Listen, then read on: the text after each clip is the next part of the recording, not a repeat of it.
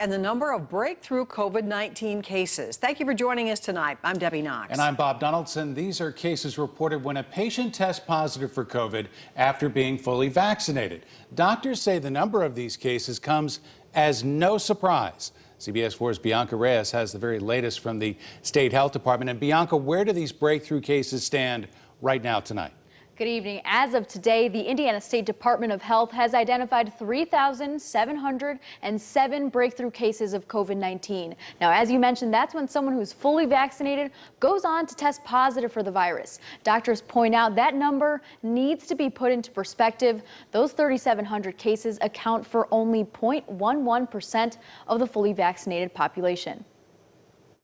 There's lots of reasons why our immune system may not be able to mount a response. The way Dr. Sean Granis sees it, no human is perfect and no form of modern medicine is either. We're seeing around 3,000 breakthrough cases since vaccinations have started.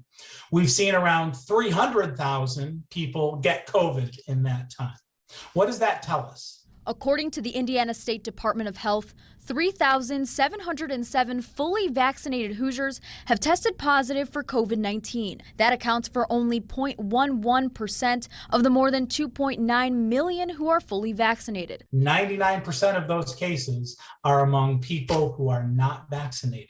As Vice President of Data and Analytics at Regan Streif Institute, Dr. Granis says seeing breakthrough cases doesn't mean the vaccine is ineffective. It actually tells us more about its benefits. The data tells us they would have been more likely to show up in an emergency department, they would have been more likely to be hospitalized, and they would have been more likely to die. While we see breakthrough cases, this still means we have a wonderfully effective vaccine, the most effective vaccine in the history of mankind.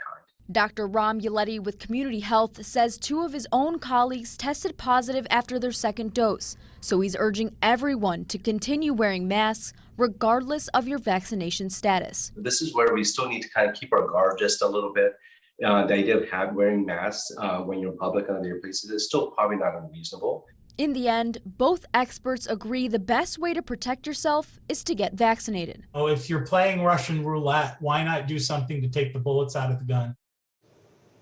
Now, we also asked Community Health Network whether this rise in breakthrough cases will change hospital protocols for visitors and staff.